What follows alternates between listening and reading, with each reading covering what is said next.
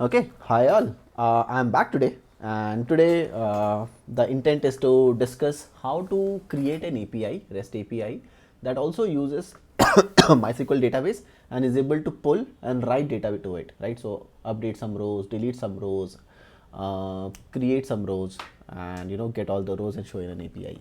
So we'll directly jump into it to save the time for everybody else.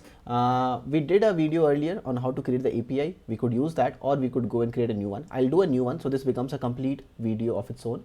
Anybody can follow this one. So first I'll do a new project, and let's call it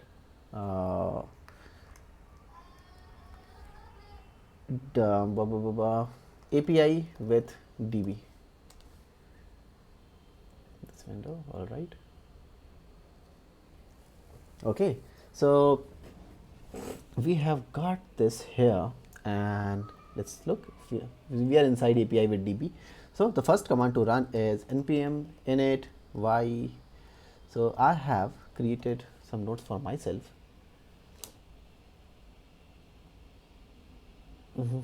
Row to package.json. Okay. Did this refresh? Yeah, it is here. All right, I have got a project here, so there is no test specified, so that is fine. For this particular one, what we will need is npm I. We need Express, so hopefully people who followed the last video would have access already in it. We would be using a library called MySQL2 that will be used to connect with MySQL, and we will use something called a Sequelize. So what is Sequelize? Sequelize is an ORM, object relational model. This basically becomes a mapping, a system of mapping between your application and the database tables. So ORM is extensively used across the industry. If you are using something like MongoDB, you would use a library called as Mongoose, and so people use ORM a lot. And we will see how to use it in this video. So you don't have to directly write very raw queries. It's not required. You could use Sequelize, or there are many other ORMs as well which you could use to do that.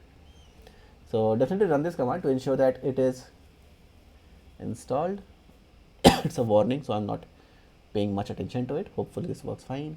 Alright, so this is installed now, and we can see that Sequelize, MySQL2 and Express came here. Can I make this window bigger? I cannot make it this bigger. So now I'll be creating a new file here. Okay, alright, new file, let's do index.js. Alright, inside this, I'll copy the code. Yeah. So it's a simple Express application, and the port is 3000 where this will be running. This will create the server, right? Now we will create a file called database.js that will database.js. So inside this, first of all, we are using Sequelize. The library is being pulled from here, imported here. Then we will give the name of the database, the username and password. I will do this. I'll open a new terminal here and show you my database. So MySQL -u root. I have not set any password, so this would directly open my database here. Show databases. You see, I have this. I have something called a Cyborn Learning. So that is the database I'll use. So let me see if I can copy. Okay, works. Root. Password, I don't have password, so I'll just remove this, right? So host is localhost, and hopefully this is all fine. So if it authenticates, this particular line will authenticate the connection. If it authenticates, it will go to connection established successfully. If not, it will go to enable to connect to the database. I was sleeping before this call, and that is why my voice might be a little different than usual. It's also night. Okay, this we have got here.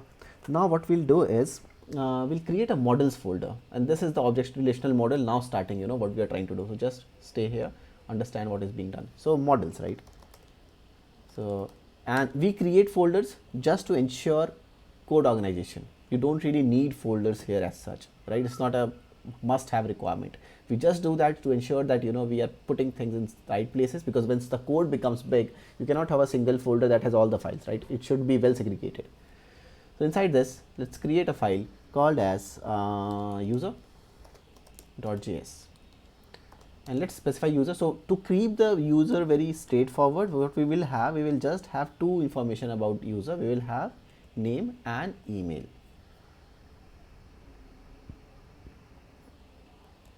You see, same here. It is pulling this database folder, see, from the parent folder, because this will have the connection. Name, data type string, so and allow null false, and email. So there are two columns. So this would be what? Create table name, and the column names would be name and email here with their data type as string and string. But okay, so if I look here, and which user it is, okay, inside Cyborn learning, let's use Cyborn learning. Let's check, show if it has got any tables already. If I look at it, there is no table inside it. So either I have to create the database here, or I'll have to use the program to create the database. So let's see what we are doing. We'll go keep following through and see what we are doing. So at this point, I have got a database with Cyborn learning name. I have got the username and password that I have put into database.js. I'm in user.js, which has two attributes, name and email. That's it. It exports user as a user, so that program, when it refers user, it would be able to pull the types from here. Now we'll go to index.js, and here we'll have to use our we'll have to create the path, and we'll have to use the user that we created. So let's see.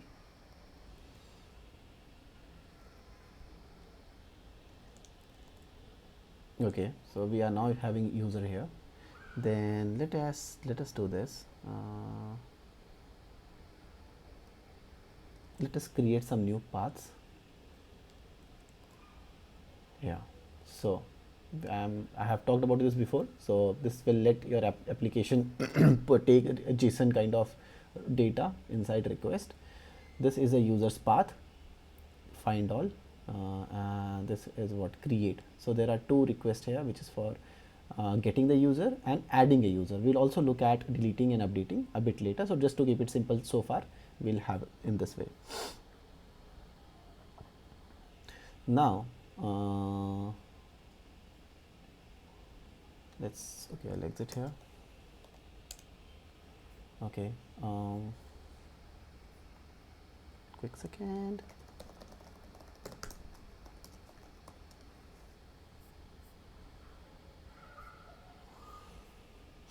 Okay, so have we got this right so far? Hopefully this works. So we will check now. So we have to run the index.js, right?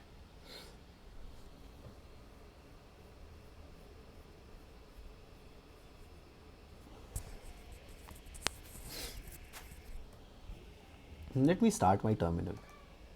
Node, this is index.js, right? This is our file. Let's see.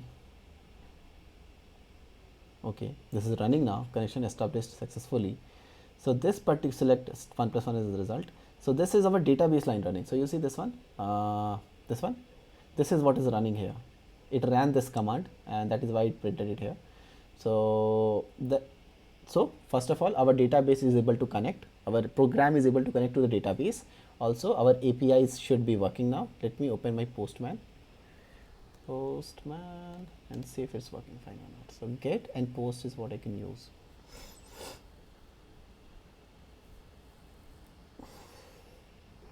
It open somewhere else. It's open. Just wait.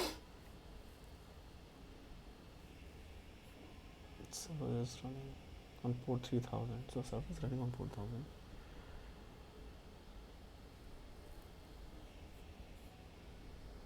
Okay, where's Postman?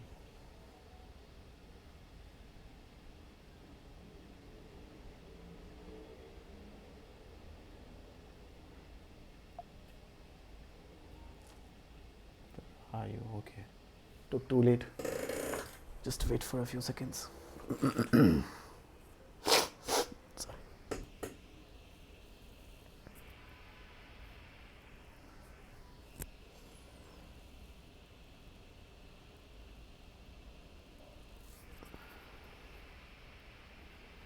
has been a 10-minute video so far, so if it works, we have got this running. Okay, all right. So let's just create another collection. Let's rename it to API. Sorry, what was the name? API with DB. I'll just take it that way. Add request. So I'm going to do a get request to what was my path again? Users, was it users, right? Get request to users should get the item. Let's see what happens here. Did I specify a port? Yeah, could not get socket hang up. Something is off.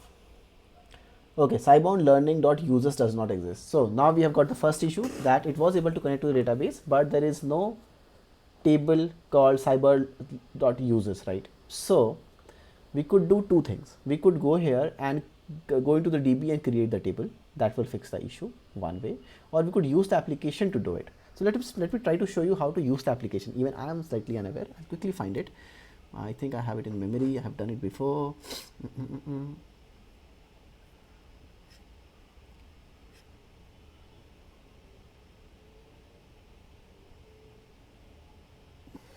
Let me go to MySQL. Where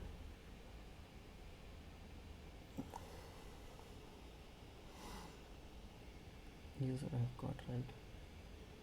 Require is this. Okay. So what I could do is I could use this to first of all have Sequelize here. So first of all, add Sequelize here, then sync all models. So to sync models, we use a code like this, and I can have it false. So false true. So what will this do is this will sync our program with the database. So suppose you have specified some models here which are not in the database, it will create that. If you force it, then even if the table was there earlier, it would get deleted and recreated. So because I don't want you to lose the data that you have already created, that is why we'll use false here and see if it works. So all right, now let's run this program again. Is our port occupied or what? All models were synchronized successfully. So let us go to the database again and see if it did create the table.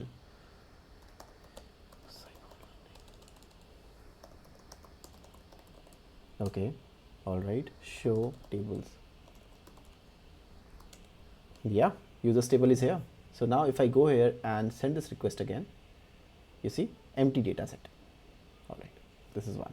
So let's call this request get all users. Now what we'll do is we will create another request, and this time this will be what? Let's see.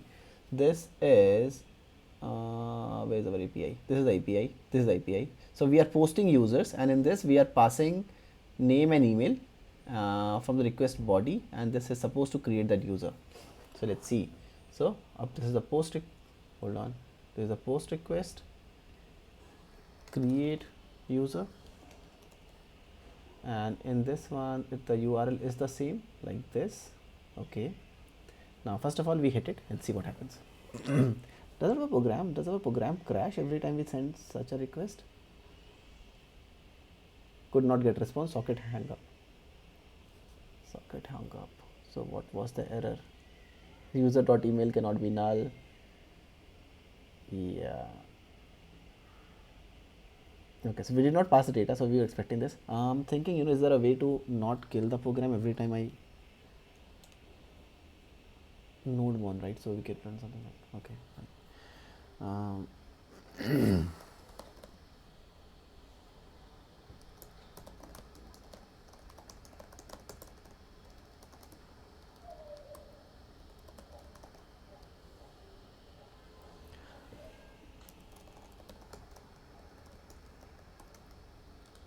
I'm taking some help from whom? From ChatGPT to specify the body. This is on how we want to do it. So suppose it's a JSON I'm thinking JSON could be, so we could pass user dot name like this and like this. So user dot name, user dot name. Could I provide multiple? Let's me provide as Harish. Sorry. Then user dot email, or I could just pass that.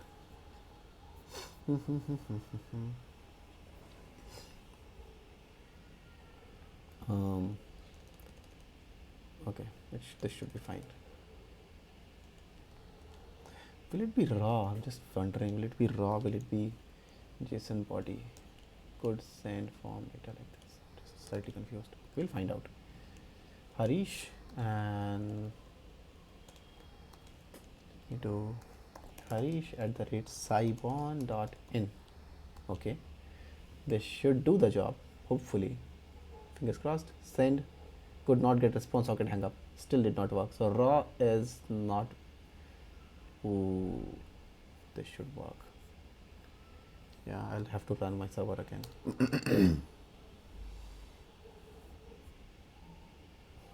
Okay, JSON, fingers crossed. Okay, this worked. So now I've got a table inside which my ID has been generated. Wow, it did create the database really well. So this is probably an auto-generated ID, name, email, updated at, created at. So if I go to my database here and select star from users, you see my user is here.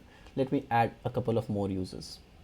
Let me have something like, could I actually pass an array of data? I'm not sure. No, it does not allow it. So let me just who are the people? Sachin, we have Sachin here. Maybe so. Let's say, hopefully, let's say Sachin has an ID like this. Send. I have Selva in the team. So Selva here. Sorry about the spelling, guys. Who else do I have? I have Kajal here. So I'll do Kajal. Right. So we have got some data here, and we also have what? We have Swami.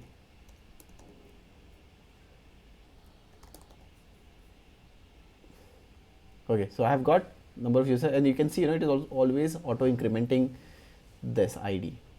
So if I do this request again, wow, this is working fine, right? Good progress so far, guys. So this is working, and we are able to post user, and we are able to get, are we able to get the user? Let's see. Let me send. Wow, this works good. So this is some good data. Also, it's a great practice to always have created at and updated at into the DB tables, in all tables. That is very helpful when you are debugging or want to sort people by their added date, updated date, want to know when was this particular data last updated. So you will be able to fetch all this kind of data. Now I'll try to add some code to be able to update a user who is already created and delete a user. So let's say, Sachin here has got the spelling wrong. What we'll try to do is we'll try to correct his data. Let's see if this is possible. Okay.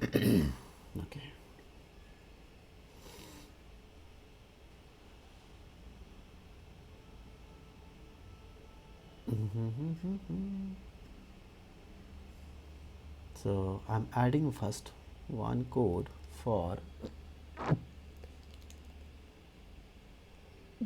update a user by ID. This is a put request, as you see, and this is delete a user by ID. Okay, save. I'll run my server again. I'll kill my server first. Killed, start.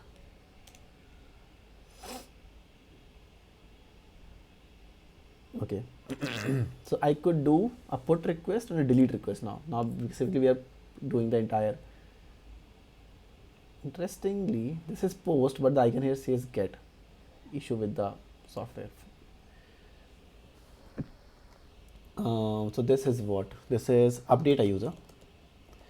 What I can tell you, in the industry, and many companies do that, and also this is also something that Google does, that they don't use put a lot, rather they use post for it. But we'll use put here just for the sake. Okay. And how do we do it? So so we are trying to pass the ID here, for which we are, if user find by primary key. So I'll pull my data from here. I'll go to my update a user, the put request to users, and this is a put request. So body raw JSON, this. So what was the name that we got on Sachin, right? Yeah, we got Sachin raw. So Sachin at the sci1.in. If I want to look at the data again, here it is, right? So the ID for Sachin is 2. So I pass the ID here. I'll pass the ID here and see what happens. So why am I doing that? Because I can see here that my code, it is looking for an ID here. It will find by that primary key the ID and then go and update the data. So let's see, send. Okay, the data is not now updated. So if I run my request again, if I run my command again, we see this has now been corrected. Great job, done, perfect. All right, if I want to delete, let's say I want to delete somebody, who should I delete? I'll delete myself, guys, not you, so don't worry. So this is me, I'll delete myself. So I could just easily do duplicate like this, go here. Instead of this, I could do what? Delete request. I could do users, I could do one, and in this I don't need to pass anything else, hopefully, right? I don't need to pass anything else. So delete a user, send. Okay, did it work? Did it not work? You see, it sent me back 204 no content. What is that? 204 no content. I'm googling it, you can google it as well. 204 no content, what does it mean? When the delete is successful, okay, so the HTTP 204, I'll show it to you, hold on. The HTTP 204 no content success status response code indicates that the request has succeeded, but the client doesn't need to navigate away from its current page. Okay, so if I look at my data again, has it done the job? It has done its job, guys. And there might be a question that if we add somebody new, would it take the ID 1 or would it go to ID 6? What's your answer? We'll find out. So create user, and I'll try to create myself again. Harish, right, post. What happens? I get ID 6, not 1, because this is an auto increment column. How do I know that? Desk, describe users. If I see this, you see this is an auto increment column. End primary key, varchar, date time. So this is what my command created it, right? So this command that I wrote, sync, right, is takes the information from here and creates the tables. So this is a very good way of creating a table. So you create your data here. You don't never almost directly interact with your DB. You always use your code from here. So yeah, this is what I wanted to show you today. It's a simple, straightforward approach. I would want you to follow this video and create this. Hopefully it's not a lot of code for you to add. Please pause the video whenever you need to copy. And to make your job easy, I would have just put it on GitHub. I could do that still, but I would want you to write it once. At least just write it once. And it's a pretty straightforward code, nothing there. Just follow it along. What was the prerequisite for this? The prerequisite was that you should set up your MySQL first, right?